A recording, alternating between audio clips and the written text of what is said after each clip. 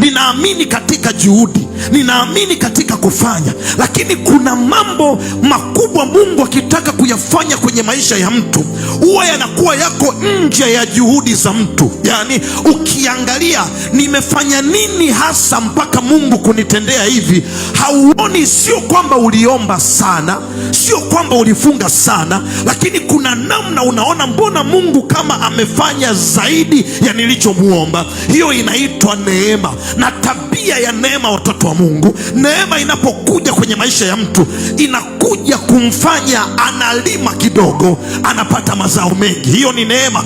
Anapanda kidogo anavuna sana, anagusa kidogo vinatokea sana. Na neema ndio inayotutofautisha. Wakati wengine kila walichonacho wanaweza wakaonyesha walifanya nini kukipata, lakini tupo sisi ambao kuna vingine tunavyo, ukituuliza tumevipataje, tunakwambia ni neema ya Bwana. Sio kwamba tunajua biashara sana, hapana. Sio kwamba tumesoma sana, hapana, lakini ni kwa sababu tumepata neema. Na nimetumwa na Bwana Yesu kuja kukutangazia huu usiku ni usiku wa neema katika jina la Yesu.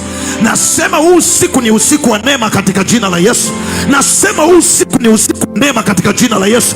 Kuna kitu haukistahili, lakini hicho ambacho ukistahili Bwana anakutendea kwa jina la Yesu.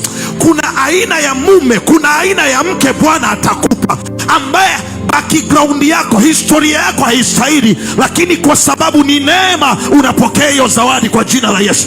Kuna milango itafunguka kwenye maisha yako usiku huu. Haujaistahili hiyo milango, lakini kwa sababu ni neema hiyo milango inafunguka kwa jina la Yesu. Ninajua elimu yako haitoshi hiyo kazi unayoiendea, lakini ni kwa sababu ni neema. Havitaangaliwa vyeti vyako, neema itaongea kwa niaba yako. Ninatabiri kwa jina la Yesu, ukoo wako haujawahi kufika kwenye hivyo viwango, haujawahi kufika kwenye hizo levo. Hauna ndugu ambaye amewahi kukanyaga hapo. Ukiangalia itatokeaje?